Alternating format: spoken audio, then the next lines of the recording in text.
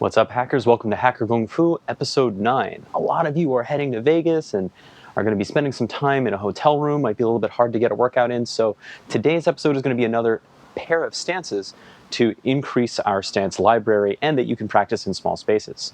So the two stances we're going to cover today are Fuhubu, or taming the tiger stance, and Pubu, or drop stance. Fuhubu is kind of like a one-sided Mabu, or horse stance, and so we can see that by starting in Mabu. Put your hands at your waist, hands at tiger's mouth, right? Step out into a good Mabu, making sure you've got alignment here, right? We don't have to max it out in terms of our depth in our Mabu, just for our practice here. Now, for Fuhubu, what we're gonna do is we're gonna shift our weight over to one side. You notice I took a little bit of a step there. That's because we're gonna be wider than double shoulder width, and you'll see why in just a second. So alignment rules for Fuhubu, taming the tiger stance. And I love the name of this stance because it's so evocative. I always think of it like if I were holding a chain on a tiger's collar or something, I'd be like fighting the tiger like this. And that's really what the stance is designed for, to create strength on this line. And from personal experience, if you use it during a tug of war, you're gonna win. It's a great stance for adding power in that direction. But what we're doing is we're aligning our feet, so we're pressing from one heel into the other. Our body is up straight, so we're not leaning over. And just like in Gongbu, our knee should be over our toe, and that's the reason for the extra width here. If we try to do the same stance at about Mabu, if we try to shift our weight over, we can't go very far without our knee going over our toe. If we want more of that coverage, we need to open up our legs just a little bit. So you're going to feel a little bit of a stretch in the inner groin. You're going to feel a stretch maybe back here, and you'll feel some strain on your quads as you hold that stance.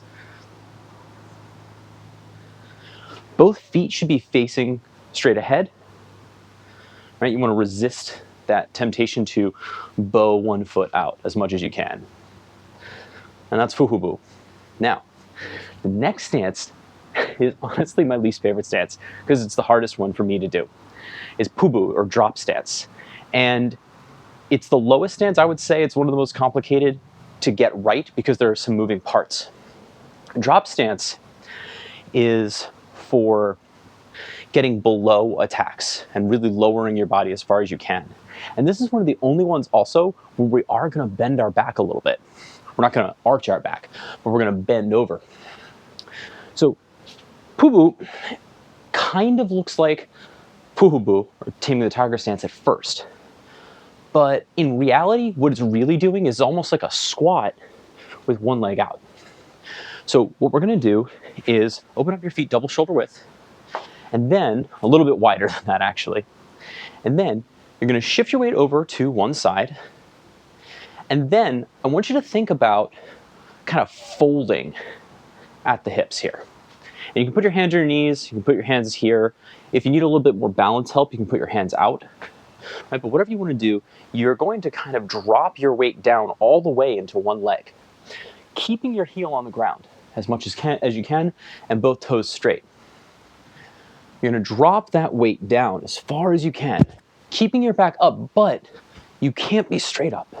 The hips don't work like that. So you're going to bend down as far as you can. And the goal here is to try to get the bottom of your thigh to touch the top of your calf. That's like the ideal here. And then you shift over to the other side. Same thing. This is a big stretch, but it's not a stretch in the places that you might think. You might think, oh, I need a large side split to get this. That's not really where most of the stretch is going to be, at least for guys.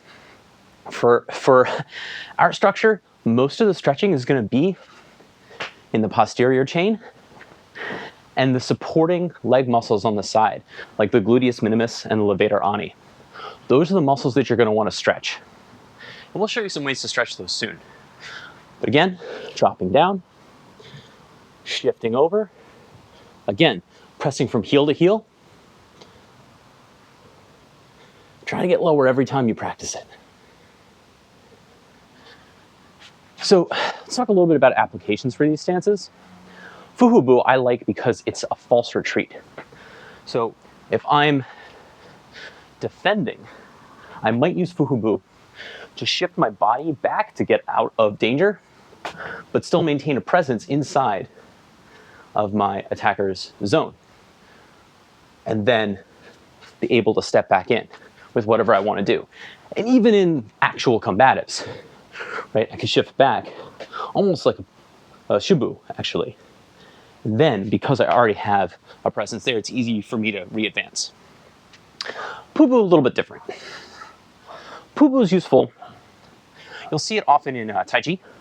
It moves like snake creeps down. It's great when you need to get low, but you don't want to actually go to the ground. So for example, in a lot of moves where we're controlling and dropping the opponent to the floor, notice that I'm not going into like a wrestling move, right? I'm not attempting a control there. I'm trying to get past somebody and move on. Or if there is a kick coming over my head, right? There are a lot of times where we'll see the movement drop and then go past the attacker. So, Fuhubu and Pubu. Two different but related stances that you can practice in small spaces, and they're great leg workouts. That's it for now.